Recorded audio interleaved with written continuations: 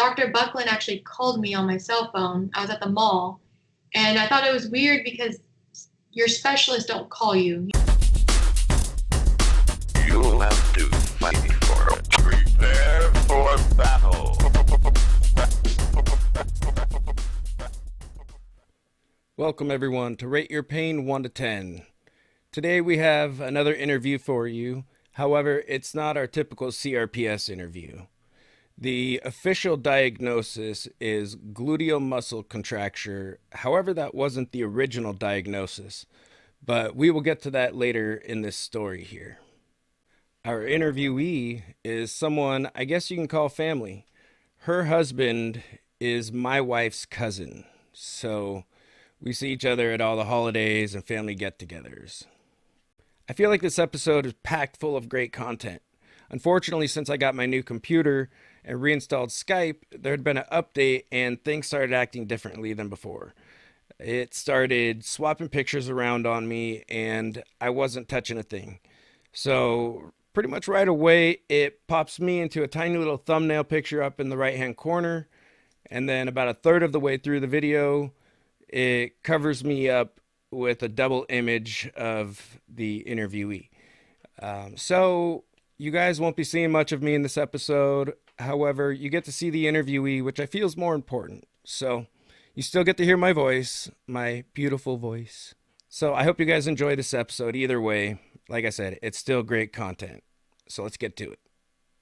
We're not doing the RSD thing today. She actually has gluteal muscle contracture. Did I say that right? I think so, yeah. Okay. So why don't you go ahead, explain what that is and kind of tell us from the beginning how you got it, how it, progressed.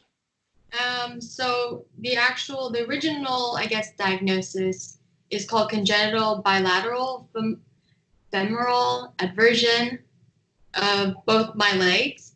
And I had my first surgery when I was in 2017. So I think I was 14 or 15 years old. And I never had a problem with my legs ever until I started being made fun of at school. So I could always, do sports. I was very active. So whatever my leg problem was when I was young, it never affected my ability to do sports, walk, run, anything like that. I just did it weird. So I got made fun of a lot. That sucks. Kids are mean. They really are. I mean, that's the one thing I hear consistently with everyone, Yep. Kids are mean and it gets worse, I think. But yeah, I just got made fun of a lot at school. Teachers would ask me if I was okay or if I was hurt. And then kids would just make fun of me because I walked really weird. My legs would swing out and then back in when I walked. Okay. So it'd be kind of like this when I walked. Kind of almost like bow-legged. Yeah. They would really worse. Stick out. Yeah. And they would just go shoo and walk. So it looked really bad. So I get made fun of a lot. And I just came home crying one day from school and my mom finally realized that I was crying because I was being made fun of. So we started going to the doctor. We went to Stanford, Kaiser. I had what's it called? A gait study done. So they put all those little dots on your different joints and you walk a lot and they video you. Right, like the sensor, almost like for the 3D imaging on the computer. So yeah. And then I met my orthopedic doctor, Dr. Buckland, and that was when he said the original diagnosis, the congenital bilateral femoral adversion. That time when I was 15, the doctors told me that my legs it was a skeletal problem and that my hips were turned out. Wow. That's what they said when I was that age. So I had my first surgery in 2017 where they cut my femur in half and turned it. Oh, so that sounds so rough. It was rough when I was young. It was a big surgery and it helped a lot. So it was a success. Everything went smoothly. And I walked a lot better. So. Okay. And we got a photo for that, right? That's this x-ray. Yeah. We'll pop it up on the screen right here for everyone to see. So, and that's when you were, how old you said? I think 15? 14 or 15. It 14 or was 15? 2007. Okay. So Wow. yeah, that X-ray that's a big plate that was placed in my leg, and it was there until the second surgery a few years ago. Wow. So you didn't even know when you were younger. You just thought you were a little different, or because Yeah. I was wondering, is it something that got worse as you were older, or you got older? Like, did it progress, or did you always just kind of have that growing up? I always had it. I always walked weird. It never got worse or better. It was just something that I grew up with, and I didn't even know I was different until I got made fun of. So when I was Oh, super young, I just thought I was a normal kid, running, playing, doing sports, and I didn't realize I walked weird or any of that because I've just been like that since I was little. So right. And it wasn't painful at all, or no, no? no, I wasn't in pain. I couldn't do a lot of things like put my leg together. I couldn't sit cross-legged. I couldn't sit, crisscross applesauce or Indian style as a Ugh. kid. I couldn't, like do normal squats. So sitting was very uncomfortable as a kid, but it really didn't become a problem because I was so young.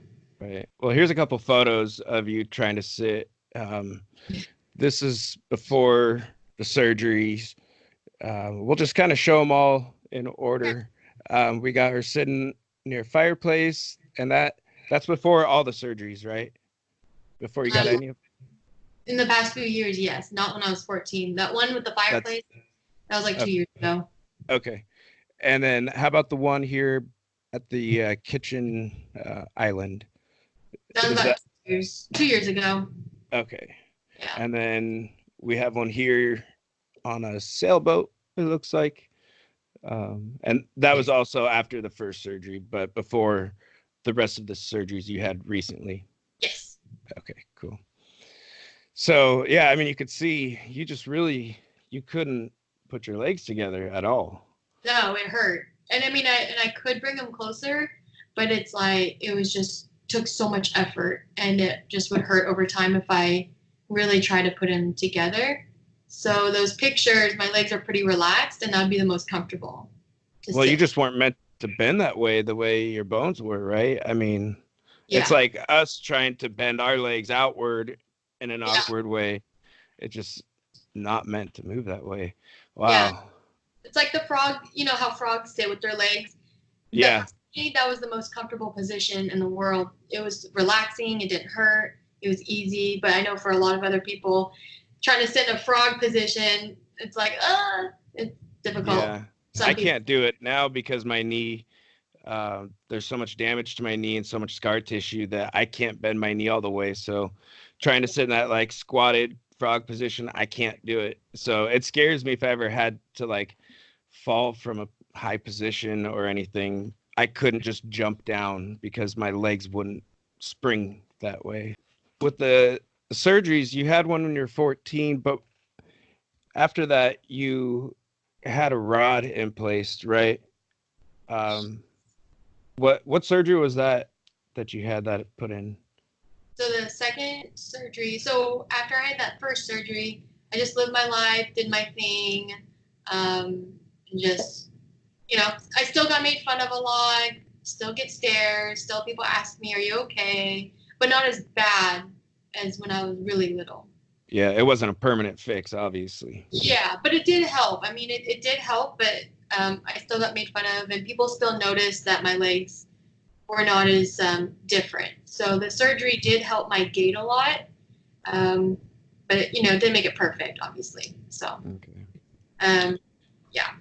So those surgeries that you had later, did you kind of have to wait till your bones finish growing before you can have something such as a rod placed in your femur? No, actually, you can do whatever you want. I guess so, right? Yeah. So what started the journey of the second surgery was when I started my new job. It's really a desk job what I do now. So I'm sitting constantly. I go to family homes a lot. So I'm sitting on couches. I'm sitting with a lot of people. at my desk sitting, I'm driving sitting. So a lot of that sitting started becoming a problem, and it was hurting. Okay. It started becoming like a daily pain kind of thing. And I remember my doctor saying, Dr. Buckland, he said, if your legs become a problem to where it affects your daily life, come back to me. Okay. And I remember him saying that when I was 15 or 16, something like that. So almost 10 years later, I think about 10 years later, I emailed him and I said, hey, Dr. Buckland, it's me. 10 years later, you remember when you told me about if my leg hurts every day? Well, I'm having some problems. And so they scheduled me in and I got to see him in a week or two. And we talked about what we would do next. That's a surgery you had in March of 18. Is that right? Yes. Okay. So let's just go ahead and show the first two pictures of the side-by-side before the surgeries, and then we'll show the after surgery in March of 18. And just to see the difference of what that surgery did, that's pretty wild. That's a huge improvement. Yes. So it was incredible just with the first surgery, what kind of difference that made. And then they actually did another surgery on the other leg. Yeah, so I had in March and July, I had 2 different surgeries, one in March, one in July, to help my legs, which I'll kind of explain as well so you can see why they were done. When I saw Dr. Buckland, I think it was around January or February when I saw him, and what the original surgery was going to be was called a PAO. I don't know how to say this very well, but periacetular osteotomy. Yeah, I don't know how to say that very well, but it's pretty much a hip surgery to correct the anatomy of a hip joint. So originally, Dr. Buckland had told me that they thought my leg problem was a skeletal problem. mm-hmm. So they thought it was the hip socket and the hip ball that were not aligned right, pretty much. Okay. So we were going to go in and do the PAO surgery, which is they were going to cut the hip socket and adjust the ball. So, yeah, they were going to do that. And that's the other picture I sent you with the colorful writing on it. Okay, we'll put that up right now. And we'll also, all these photos that we're putting up and maybe a couple more, I'm going to put in a folder on my Facebook page so you guys can all go check it out. I'll add the link in the description below. And here's that photo, though, that you guys can read all the things real quick, or you could pause it on this photo and read it that way, too. Yeah, so the PAO is that original idea they were going to do. And then in that picture also there's green, which is the orthoscopic capsule release that they also wanted to do. And that is pretty much releasing this fiber sac that covers the neck of the ball in the socket. Wow. So they thought releasing that sac would give me mobility back and fix the leg. Okay. So what relief did that give you after you had the I can't remember the name of it, but that sac removed, or the capsule release? Yeah. How much relief did you get from that, or mobility? It didn't do anything. It didn't do anything. Wow. No, it didn't That's do anything. such a bummer, because when you go in for big surgery, we all get high hopes, and I don't know how you felt afterwards, but it's always a big letdown to me when I try a new treatment and it doesn't work. So yeah, it didn't do anything, which I kind of thought it wouldn't anyway, so it wasn't a big shock for me. Okay. But they did that, and then they also did a fluoroscopy X-ray before as well, the big surgery, and it's just pretty much a really detailed X-ray procedure that they do, and they knock you out so that they can have full mobility of your whatever they're X-raying. Mm-hmm. So they did the fluoroscopic X-ray and the capsule release before the big surgery. Okay. And I was knocked out for both of them. Okay. So do you have a picture of the fluoroscopy at all? No, they didn't give me anything for that one. Okay. I've had to have that done a few times when I get the nerve block injections. They have to do Oh, a fluoroscope to make sure because they're going right next to the I think it's the aorta. So okay. and there was one time they almost hit it and it freaked me out because they keep you mildly sedated. They have to keep you awake in case of whatever. I don't know. But I have a picture on my Facebook, I think, of my knee, the hardware fluoroscope picture. I didn't So, get anything. oh, that's a bummer. I know. I always ask for anything I get done. I'm like, can I have a copy? Yeah, I tore my meniscus a few years ago, and I got to see all the pictures of where they repaired it and stuff. So that was cool to see. Wow. But I think I didn't really explain the PAO surgery really well, or the purpose of the new surgery that I had. So the PAO surgery that Dr. Buckland had told me about was to what he was going to do is cut the joints in there and everything, and then turn the leg in so that my legs could go straight, and then to fix the gait, and then hopefully to fix that mobility because I had that struggles of keeping my legs together, sitting cross-legged, doing squats and all that. So I had a very limited range of motion. Right. It's really hard for me to do really a lot of mobility, sitting and squatting and crossing the legs, or sitting, with my legs crossed. So I've watched some videos on YouTube after you told me about what this is, and I've seen some people like in the doctor's offices showing the before and after of them squatting down from a standing position, and it's crazy how the further they squat, the more their legs. Exactly. So can I ask you a question? When you say gait, for those of us who don't know what that means, and I don't know what it means, but does that mean like your legs? Is it like a gait, your legs opening and closing? Like how much? Does that make sense? I think the reference for gait is just your gait, like your walk. How do you walk? Oh, okay. So, like when I did the gait study at Stanford, it was just a study of how I walked. So that's why they put all those little prongies all over me, so they could see in the computer like how my bones were walking and how they moved. I see. Yeah. So when you refer to gait, you're referring to the improvement of your walking structure, or I gotcha. Okay. Mm-hmm. Thanks. You had one final surgery after all this, is that correct? Well, technically two, but yes. More. Okay, so let's talk about those. Let's talk about the what finally got you where you were looking to go. Okay, so like I said earlier, they were going to do the PAO surgery, pretty much the hip surgery, the hip socket. And it was actually funny, the day before the big surgery that they were going to do, Dr. Buckland actually called me on my cell phone. I was at the mall, and I thought it was weird because your specialists don't call you. It's the doctor's office, or it's, a medical assistant calling. So I thought it's important. Yeah, and I'm like, why is Dr. Buckland calling me? And he was like, hey, I know your big surgery's tomorrow, but I want to talk to you really quick. Very unexpected. And he said that we don't think your leg problem is a skeletal problem anymore. And I'm like, what? Yeah. I'm like, what are you talking about? I'm ready for the surgery. I've mentally prepared for 6 months. I'm ready to do it, And he's like, well, we want to do something else. I'm like, okay. So, yeah, he said it was, he looked at my MRIs again and my x-rays more in detail. And he said, we think it's a muscular problem, not a skeletal problem. And I'm like, what do you mean?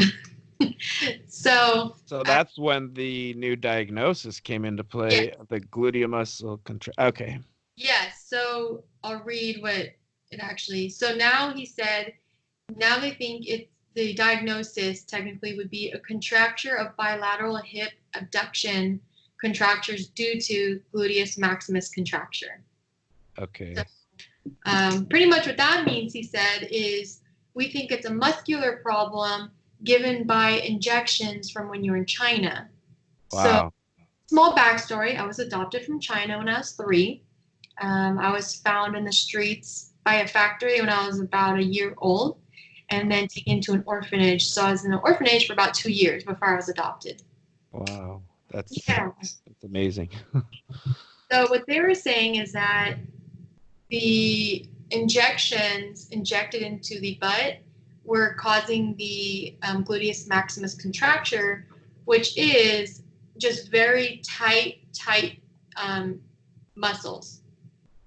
And they were pulling the bones as you grew. Is that? Well, yeah. I So guess. yeah, because the muscles in the butt are so tight. That's why I couldn't put my legs together all my life, because my muscles are so tight, they're naturally pulling them apart. Wow. Your body wants to put your legs together, but your muscles are so tight, that's why it hurts. Right. Yeah, so yeah. That makes a lot of sense. Wow, Yeah. that's crazy. And it's all from injections, huh? I Yeah. mean, that's amazing something. And it's like immunizations, I'm guessing, right? Yeah, they were saying that just from your like routine immunizations and stuff, Right. and they send the medications over to China or more rural areas, they send them in powder form. So when the whatever hospital or orphanage or wherever is receiving them, they have to have some kind of liquid to mix it. Mm-hmm. And so they're saying whatever that mixture, combination of whatever the mixture is, the medication that's powder form, and then going into the butt muscle is causing that contracture in the gluteus. So Wow. it just, and you know, in China 26 years ago, they they just put in the shots in the butts, the biggest area to hit. And 26 years ago, I'm sure regulations weren't as strict, and it's in China. Right. So Yep. we just had anybody do it, and also I'm sure not licensed people. Wow. Yeah. I mean, you never know, especially like China. I know they're very advanced in medicine, but Hmm. they also, like you said, they don't have, I think, as much regulation as we do in the States. So, and especially, yeah, like you said, 26 years ago, a lot of things were different. Even here in the States, things were very different medically. I mean, there was a Yes. lot of horrible practices done 26 years ago here too. So wow, I just it's it's only fixed to China though, right? I mean, that's what I read pretty much. It was Yeah, it's mainly China. There's so Dr. Buckland found this out because a orthopedic specialist from Oakland Children's Hospital, she actually goes to rural areas and does these surgeries similar to mine to help other kids. Most of them are in China, but I think there's other places like Russia and Africa and all that. hmm yeah, other third world countries probably. Yeah. Yeah, that So makes sense. yeah, so when he called me explaining all this to me, that we think it's muscular, it's not skeletal anymore. This is this new surgery we want to propose to you. So he was explaining we want to cut your IT band in your legs, just cut them in half, cut them. Wow. And yeah, he's like, this is way less invasive, uh, Okay. and it's a way less recovery time, and we think Okay. cutting your IT band will release all of that muscular contracture and allow you to have that full mobility back. Wow. So it's crazy that after all this, you said time has changed so much. And 10 years ago, the doctors thought it was a skeletal problem. And now Right. they've discovered it's a muscular problem. So it's just crazy. The progression of medicine. That's why, I feel this channel is so important, is to the more we spread the word, the more we learn, just everybody in general, the more we learn it, the better. And even doctors don't know everything. And that's why they call it a practice, because they're forever practicing Yeah. and they're learning from their practice. So, I mean, it's very literal when you think about it. Hmm. Do you want to describe more about the surgery, or like the IT bands, for those who don't know what the IT band is? Why don't you explain that? So the IT band is a huge tendon that runs from, I believe, the top of your leg to the bottom. If Hmm I'm wrong, I'm not sure. I don't have Google right here, but huge tendon, very important to your legs. So what they pretty much did was just cut it in half. Bye bye. Wow, that's so crazy. I can't imagine. And boy, let me tell you, it was the best thing ever. As soon as I woke Wow. up from my surgery, I knew it worked instantly. I could Wow. I could feel it. I could feel my leg naturally come in. Because anytime I would sit down or lay down, my legs just naturally curl out, Yeah. They just Yeah. naturally curl out instead of sitting straight up with the toes pointed up. Hmm. So as soon as I woke up, my right leg wasn't, like this. It wasn't leaned out. Wow. Everybody could just tell it worked. That's great. So it was pretty amazing. I love a success story. So that's a big part of why I want to have you on too. People need some positivity and Yeah. see that there is hope, like, with RSD, that's a big part of what my channel is about. But um, with RSD, there's a lot of people who don't have any hope and don't believe there's any cure at all. And I'm sure 26 years ago, that was the same thing, with you or with your case, not particularly your case, but your diagnosis, with people who have that, they probably thought or didn't even know what it was. Yeah. And up until a few years ago or whatnot, your doctor's like, oh, we think it's muscular. Um, so there's always hope.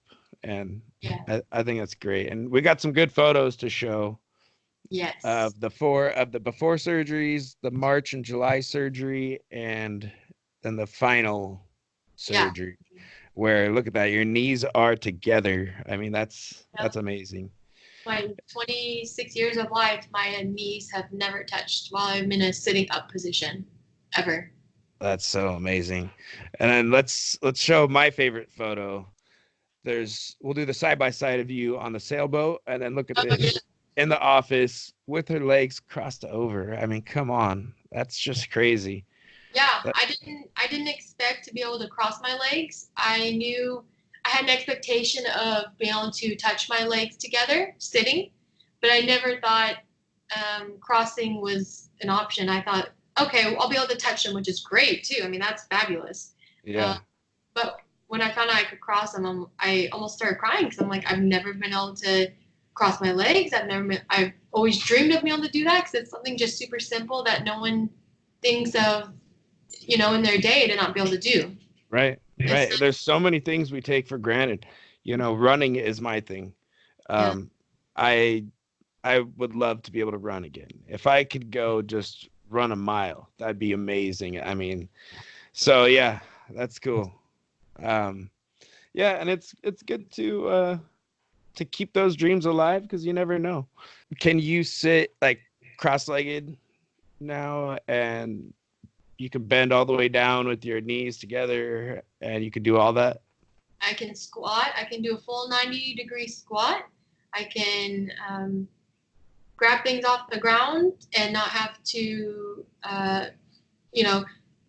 squat with my leg going out. I can put my legs together and squat all the way down. I can cross my legs, which I do every day. I can, I can drive a lot better. I don't have to have my foot up resting on the side door. Yeah, let's show that picture too of how you would drive because we didn't show that one yet. You'd have to put your leg or your knee all the way up on the side door. Yep. And then this other photo next to it is you after which surgery was it? First one. So that bottom picture is me in sometime between March and July. Okay. So I had the first surgery in March, and then I had the second surgery in July to do the other IT band on my left leg. Okay. So that picture that you're looking at right now is before that second surgery. So now when I drive, my legs can touch when I drive now. Yeah. And that picture you're seeing, it's not sitting up against the side of the car. Right. We don't have a current photo of you driving, but no. It's crazy how it all just worked out and how it just effortless it is now to put my legs together across them, which I never thought I would do ever in my life. I just kind of accepted it as, well, this is my life. I'm going to have my leg pains. I'm going to not be able to do these feminine things like sit and cross my legs and those kind of things. I just kind of accepted my life as it was. And then, And I'm sure as an adult, you'd probably get dirty looks like, oh, that woman's not closing her legs. It's like, Yeah.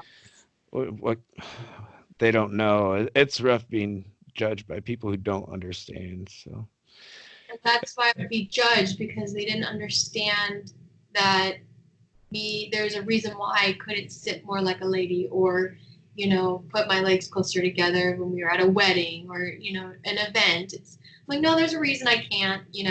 People take for granted that sitting is such an easy thing that they wouldn't think that there's a reason why you can't do it. exactly. So that's why I would get judged. I'm like, well, no, I really can't. So I can picture that just old grumpy person being like, there's no reason she can't close her legs, like, yeah, exactly. there is. So, and you had a good point. I mean, people judge because they don't understand. And I think Google's a great thing nowadays because we can Google anything. And instead of judging someone, Google it. Yeah, that's why for the longest time, I just never told anybody about my leg problems, because I got tired of people not believing that it was a real thing, or that, oh, Nikki's just being dramatic. She doesn't want to, sit there, or she doesn't want to wear a dress, so I never wore dresses because I could never cross my legs. Yeah, So I'm sure. I was actually wondering about that. I never wore dresses before. Yeah. And if I go to a restaurant, I always want to sit on. I used to always have to, or rush in front of everybody else to go sit in the corner seat so that my legs could be more comfortable and free and not be confined. Yeah. Movie What about theaters. I was just gonna say that. What about the movie theaters? I'd always try to get the end aisle so that I had easy access to leave, to stretch, or just to be able to put my leg out, because when you're in such a confined seating situation, restaurants, movie theaters, weddings, concerts, things where you're sitting close to people, I had no room to relax my legs. I always had to keep them closed, which was pain. Yeah. So I just started accepting it. I'm like, okay, well, this is my life, so I'm not going to complain about my legs because this is how it's going to be for my life. Right. I just accepted and just learned different things here and there to help when I was, going out in the community and stuff. So, Right. So a lot of people ask me how I gained acceptance for my life being disabled the way I am. And so I've been asking a lot of people about this. I have Andrea, who was on before. She's going to be coming on talking about acceptance as well. So do you have any advice for anyone, no matter what disability they may have? Like, what helped you accept it? Were there things that you did or said to yourself, or what's advice you can give for people out there? I think just being confident in yourself and knowing that it's okay to be different, and that honestly for me, I just accepted how I was. I didn't know that there were other surgeries to help. I didn't know that if I called my orthopedic doctor again, we would figure out what was wrong. I just thought, okay, well, this is my life. I take a few Advil a week for pain, and I do these different things to adjust when I sit in different situations. And there's no point to complain in life about it, because this is my life. So for me, for the longest time, since I was 15 till now, I just accepted these are my legs, and this is just how it's going to be. And I always told myself, whenever I'd start feeling bad, I'd say, you know what, there's someone out there worse than me. I can walk still. I can play sports. I can, go hiking. I can sit. I can, get up and down myself. I may look different and look weird doing it, but I can do it. So I think that was the main thing, is I just, even though I did all these things and it looked weird, at least I can do them. And so I just, like, well, I'll just do things a little different and get made fun of here and there. I think we do have to understand this is how it's going to be, and there are people worse than us. And I think that's a very important thing to remember. There's always people worse off, and that's something I've learned a lot with my channel, with people I've met. Some of them make me almost feel I know they're not doing it intentionally, and they're not even, it's nothing even they're doing or saying. It's just me looking at how much worse they are than me makes me almost feel invalid. Like, damn, like I'm not that bad off, even though I really am, and I'm in a lot of pain 24/7. I have to walk with the cane, like you were saying with movie theaters and like going to restaurants. I do the same thing. I always have to sit with my left leg being able to sit Yep. on the outside. If we're in a booth, I have to be Exactly. on the side where my left leg can sit out. Same with airplanes, movie theaters. I know I'm bad off, but I know there's way There's worse. And that really always helps me at least feel better that um, it could be worse. So, it definitely could be. That's why I always would tell myself when I would always feel bad or I got made fun of. I would always just go back to my brain and say, well, there's someone out there in the world that is worse than you or has a worse situation. Yeah. So I can do a lot of things. I just do it a little different and look weird doing it. But I'm pretty capable of a lot of things. I don't, see my legs as really disability. I see it as something that makes me stronger, more confident. Especially with the surgery, I'm 100% way more confident in myself and my walk and yeah. things that I do now. I bet you loved going out buying new dresses or what? Do you still? Yeah, you do. Yeah, no, I started wearing dresses after because I could actually sit with them and That's great. yeah, and sit cross-legged, and that's pretty cool, confident booster to be able to cross your legs and sit. Since Yeah. I am a woman, so that's nice. There's always someone worse in the world, and it's you just gotta deal with what you have. Yep. Just deal with it, embrace it, and use it. Let's show this picture, a picture of the scar you have and the bruising. And is there any pain, on the scar or scar Um, tissue pain, like any pain at all? Sometimes I get a little pain if I've sat cross-legged for a long time. So if I've sat with my legs crossed for like maybe an hour or 45 minutes, something like that, it'll get a little painful sometimes. But I think that's just my muscles adjusting because they had to go through so many muscles and cut so many muscles and tendons. But overall, my pain every day is like maybe I don't even know, a 2. Before Wow. surgery, I was having pain every day pretty much. Every time I sat for more than 15 minutes, I'd be hurting. So, and before I'd take maybe like 3 or 4 Advil or leave a week because of my pain. Yeah. Now I take an Aleve maybe once or twice a month. Wow, that's great. Yes, I'm not in pain anymore. That's the best thing is I have my what's it called? Range of motion. Yes, range of motion. I have my range of motion, which is incredible. I'm in way less pain, and I'm way more confident in myself and how I move and my walk and just all that. So Yeah, that's great. surgery was definitely 100% success. That's so awesome. Yeah. That's so great. So I think we're gonna wrap it up here. Is there anything else, any last points you want to add or anything we might have missed? The second surgery was a lot easier to me. I don't know if that helps or something to add. It was, Yeah. I don't know. It was easy because I was mentally prepared for it because I wanted the pain to be done. And So, you kind of knew what to expect. yes, I kind of knew what to expect. I had a similar surgery, so I was like, cut me open, let's do it. Get it done, Dr. Buckland. So I was ready for it. I mean, I wanted it to happen, and it was a much easier recovery than the first one. But I think because I'm also a lot older. So. Yeah. For a lot of us, with RSD or CRPS, we get our CRPS from surgeries. So that's why it's amazing that you've had so many and you didn't end up with any nerve damage.